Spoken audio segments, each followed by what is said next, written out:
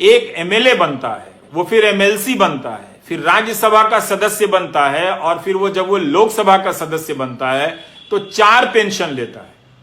और आपसे कहा जाता है कि हम पेंशन नहीं देंगे, क्योंकि अंग्रेजी में 4 एडिटर बैठे हैं, वो आर्टिकल लिखते हैं कि गवर्नमेंट को ये बोझ नहीं उठाना चाहिए। वो पैसा जो सरकार आपके पेंशन में खर्च करती, वो पैसा किसको जाता है? 5 बड़े उद्योगपतियों को जाता है जब उनका धंधा चौपट हो जाता है। तो सरकार जनता का टैक्स लेकर जनता का पालन पोषण ना करे और 4 उद्योगपति का धंधा डूब जाए तो उनको 5 लाख करोड़ दे और 2.5 लाख करोड़ आपके पेंशन पर खर्च ना करे। और कहा जाता है कि आप एनपीएस में निवेश करें। क्या हम और आप एक ही योग्यता रखते हैं? मान लीजिए कि मेरे पास 10,000 है और आपके पास भी 10,000 है, यहां पे 100 लोग हैं, सबके पास 10-10 हजार है। क्या सभी लोग बराबर क्षमता रखते हैं शेयर बाजार में निवेश कर अपने निवेश को बढ़ाने की? उनमें वो क्षमता है, दृष्टि है? मुझ में तो नहीं है, बहुत सारे लोगों में नहीं होगी। क्या उनको छोड़ा जा सकता है? इसलिए आपकी मेहनत की कमाई टूटती जा रही है और यह प्रक्रिया चली आ रही है लंबे समय से। इसी का नतीजा यह हुआ है कि हम आज इस मोड़ पर पहुंचे हैं कि हमारी अर्थव्यवस्था ठप हुई है, नौजवान बेरोजगार हो गया है। तो आपकी जो नौकरी है वो व्यापक आर्थिक नीतियों से जुड़ी हुई है।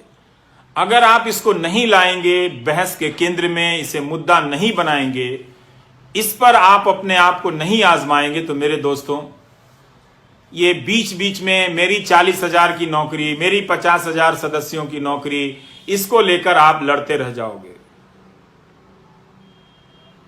कोई फायदा नहीं होगा। 17 सितंबर को आपने इतना बड़ा आंदोलन किया, कोई फायदा नहीं हुआ। आप मेरी बात को सुनो, मेरे बारे में जो अफवाहें फैला रहे हैं वो फैलाते रहें। आईटी सेल का यही काम है, उनको मालूम है कि मैं बुनियादी सवाल कर रहा हूं और ये वो सवाल है जो 2017 से उठाने के कारण मेरा मजाक उड़ाया जाता है, पर मैं जानता हूं कि ये गलत हो रहा है, इसका शिकार मैं भी हूं। अगर अर्थव्यवस्था नहीं बढ़ेगी तो मेरी भी कमाई नहीं बढ़ेगी। हम जैसे लोग जो ऊपर जा रहे हैं नीचे सड़क के नीचे आ जाएंगे। और आपको तो जीवन में 10 साल या 5 साल के लिए ऊपर जाने का भी मौका नहीं मिलेगा। मुझे तो मिला भी, लेकिन मेरे जैसे बहुत कम लोग हैं और आप जैसे जो मुझसे ज्यादा काबिल हैं, आप लोगों को एक सिस्टम की नीतियों के तहत बर्बाद किया गया। आप समझिए इस बात को। आपको जिसका भी समर्थक रहना है बनिए, लेकिन रोजगार के सवाल पर जुनून पैदा कीजिए, धर्म के सवाल पर नहीं, जाति के सवाल पर नहीं, वरना आप बेरोजगारी के दौर से गुजरते हुए बुढ़ापे में जाएंगे और तब आपके लिए वो 1,000 रुपए सामाजिक सुरक्षा के लिए होंगे, जिसे प्रधानमंत्री ऐसे बताते हैं जैसे 1 करोड़ रुपए उनकी झोली में डाल दिया हो। अपना पेंशन बता दें विधायकों का या सांसदों का, उसकी तुलना में अब आप और हम रिटायर होंगे तो 5,000 रुपया पेंशन नहीं होगा हमारा। हम कैसे जिएंगे, ये हमारा सवाल है। ऐसा नहीं है कि सरकार के पास पैसा नहीं है। अगर सरकार 10-10 लाख करोड़ रुपए बड़े उद्योगपतियों के बेलआउट पे खर्च कर सकती है, जो संख्या में सिर्फ 10 होते हैं या 100 होते हैं, तो सारे सरकारी कर्मचारियों को सरकार पेंशन दे सकती है। आपने 20 साल का यह दौर बिना पेंशन का देख लिया। कई लोगों ने जो ग्रामीण डाक सेवा में काम करते हैं, उनके किसी एक बच्चा बाहर के देश में नौकरी करता था, उसने लिखा कि यह समस्या बहुत बड़ी है, हमारे पिताजी और उनके दोस्तों का की पेंशन नहीं आ रही है, आप उठाइए। ये 2018 की बात होगी या 19 की बात होगी।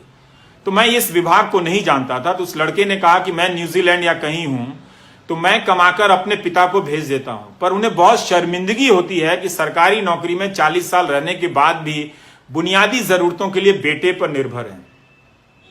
अच्छी बात है कि उनका बेटा भेज देता है, पर बहुतों के घर में ऐसी परिस्थितियां नहीं होंगी।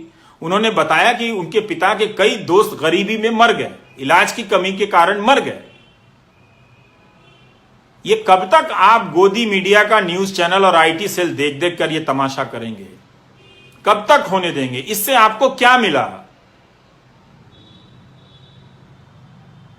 यह आपको समझने की जरूरत है। इसीलिए मुझे लगा कि मुझे नौकरी पर चर्चा करनी चाहिए। मैं क्यों पढ़ रहा हूं एक अर्थशास्त्र, ये मेरे काम का हिस्सा नहीं है।